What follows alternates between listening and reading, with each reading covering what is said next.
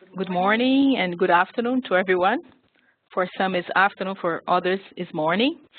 My name is Carla Valle-Clan, and today we will have a webinar on the electronic reporting system of the Basel Convention. The system was launched in November 2013 and is the platform for all parties to submit their national reports to the Secretariat. Just to recall the mandate regarding national reporting, it's related to the Article 13, Paragraph 3 of the Convention, which requires that parties transmit through the Secretariat to the Conference of the Parties before the end of each calendar year a report on the previous calendar year. For example, at the end of this year, to 31st December 2015, parties should submit a report concerning activities that took place in 2014. The focal point of the convention is the responsible authority to submit this kind of information to the Secretariat.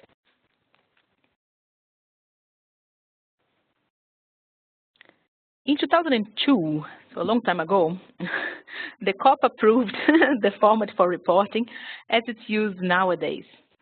And this consists of a report composed of basically two parts. The so-called Part 1, also known as the status of information, which contains mostly qualitative information such as details on competent authorities and focal points, definitions of waste, hazardous waste, restrictions on import, export, or transit, different types of agreements that parties may be engaged in, and information on facilities available in the country.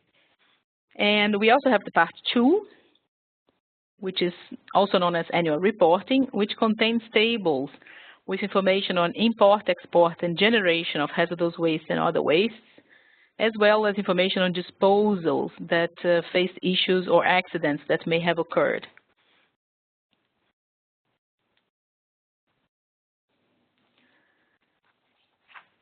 The electronic reporting system of the Basel Convention uses the same questionnaire as it was approved by the COP in 2002, with a few adjustments to the online format and small adjustments also that happen in COP 10 through the Implementation and Compliance Committee decision.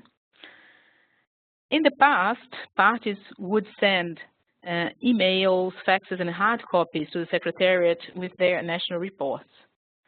But since November 2013, parties can actually do the submissions themselves using the electronic reporting system. The development of this tool was requested in different occasions in COP decisions, including those related to the synergies processes. Therefore, the new system looks very similar to the electronic reporting system of the Stockholm Convention, which was released last year in 2014.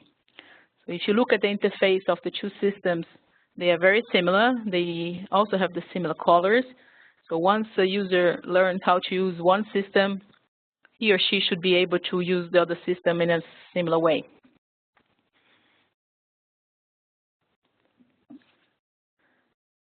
So only the focal points to the Basel Convention have access to the electronic reporting system. And several reported years are available online from the year 2000 to 2014 now. And for countries which have already submitted their reports,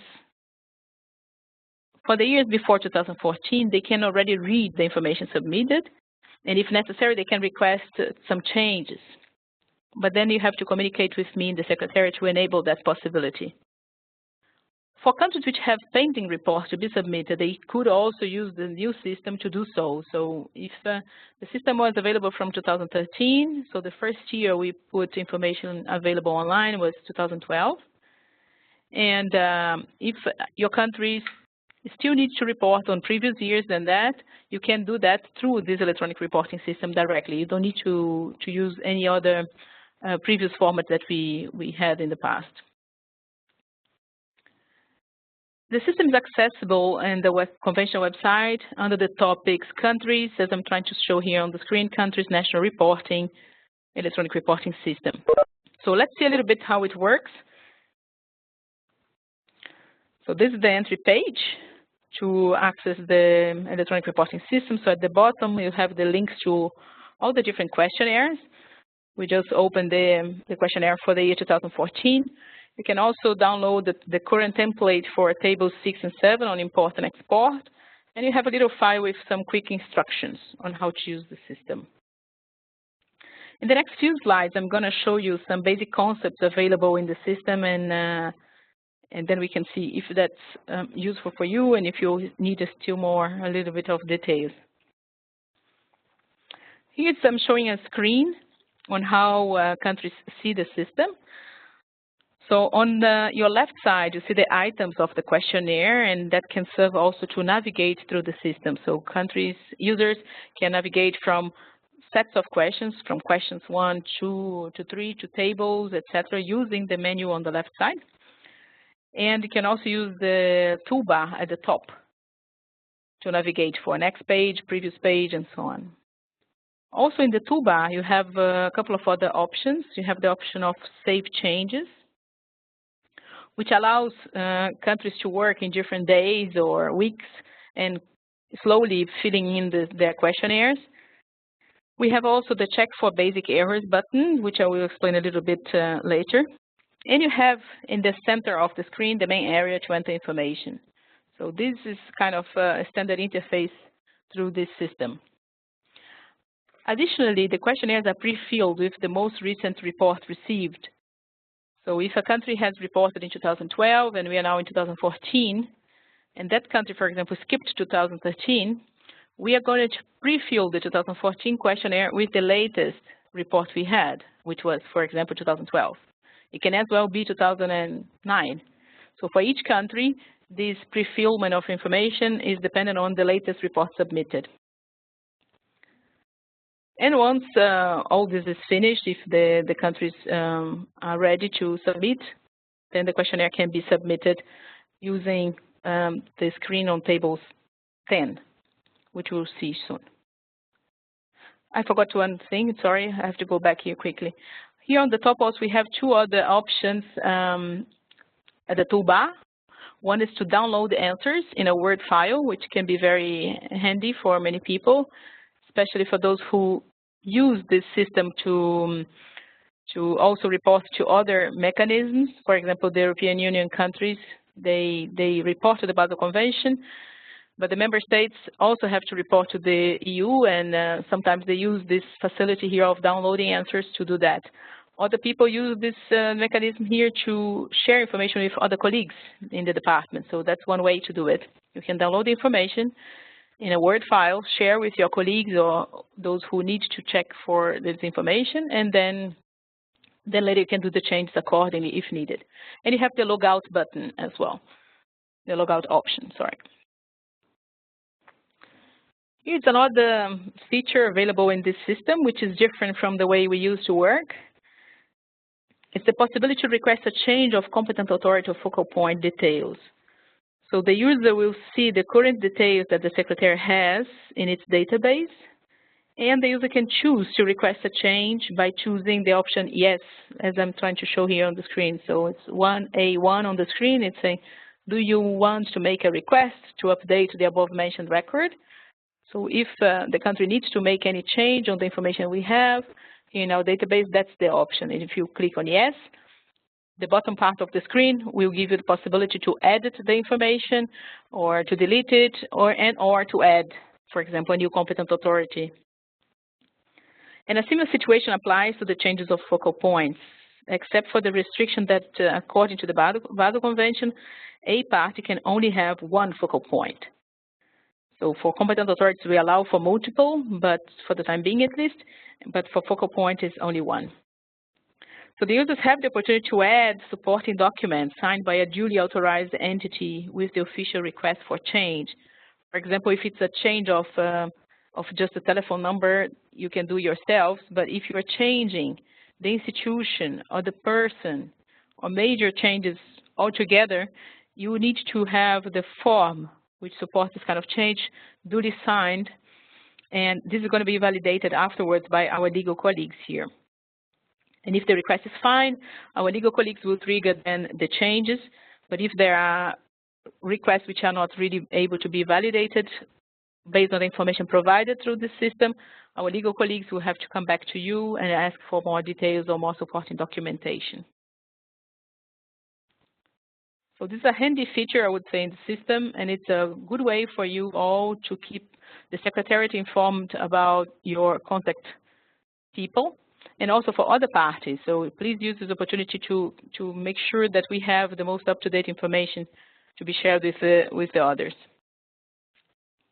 Another feature of the system is the yes/no questions. So in this case, what I just would like to make sure you are attentive to is when answering the questionnaire, there is a couple of questions which have these yes and no questions, and if you answer yes, there are other questions that follow. Here on the screen you see question 3B, so where we are asking if there are any restrictions on the export, and if you would say yes, then you have to provide more details such as specific legislation, the countries or regions which are covered by this restriction, and so on. So why is this important? Because it seems that a few countries have problems understanding that all these should be filled in, all the questions and sub-questions. Remarks is optional.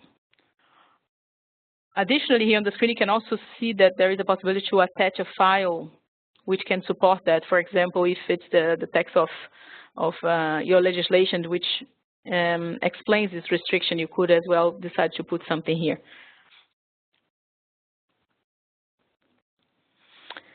I said that I was going to explain another feature of the system, which is this one now, the check for error button. So basically, this is a quality control that we implemented in the system. And the system contains some rules internally to make users aware that certain things are not properly filled in. Or if a question is left empty, the system indicates that to the users. So here on the screen, you just see a couple of examples. The system allows users to submit their reports even if the questionnaire is not complete and if there are error messages showed on the screen. So this is not to impede you, to prevent you from submitting your report. It's just to help all of us for getting basic questions empty. It's just a kind of a warning feature, but you should be able, if you decide also that you want to submit your report, even if there are a few questions that you cannot answer, that's fine, and the system accepts that. Then we have a couple of examples related to tables in the questionnaire. So in the questionnaire, we have questions and tables. In the systems, users are able to enter each single line manually for all the tables, or to upload the document containing the information sought, the information required.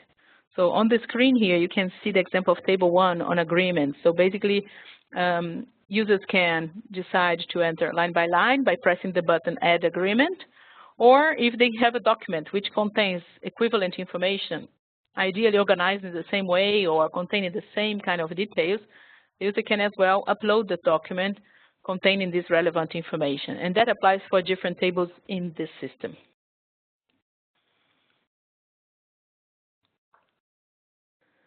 Then here on the screen, we have the examples of tables 6 and 7 on export and import of hazardous waste and other waste. So users here are also able to upload the Excel file containing the information required, or they can also enter the data manually, line by line. So for small countries that may have 1, 2, 5, until maybe 20 lines, the option of adding line by line may be useful. But if it's a country that has hundreds of lines, which happens, for the time being, we encourage that you upload the file and the Secretariat can take care of the data entry for you. And in the future, we probably will open the feature of you using the same functionality that we have here in the Secretariat, which is to try to use that Excel file to automatically upload data for you. So if you have any question, the safest option is to upload the Excel file and then follow up the Secretariat later on if there is any problem with that. And the Secretariat will follow up with you as well if we find any problem in your submission. And if there are no importation or exportations in a specific year, we encourage you to explicitly say that.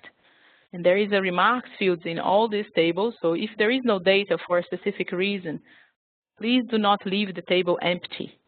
put a remark explaining export didn't happen because it's not allowed, or import didn't happen because it's not allowed, or this year we didn't have an import of hazardous waste, etc. So that we understand that actually you didn't forget to fill in this table, but you really didn't have something to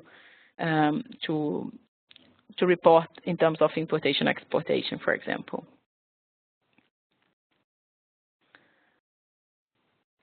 In this, on the screen here, you can see another type of table, which is tables 8A and B. Here on the screen is table 8, which shows time series information.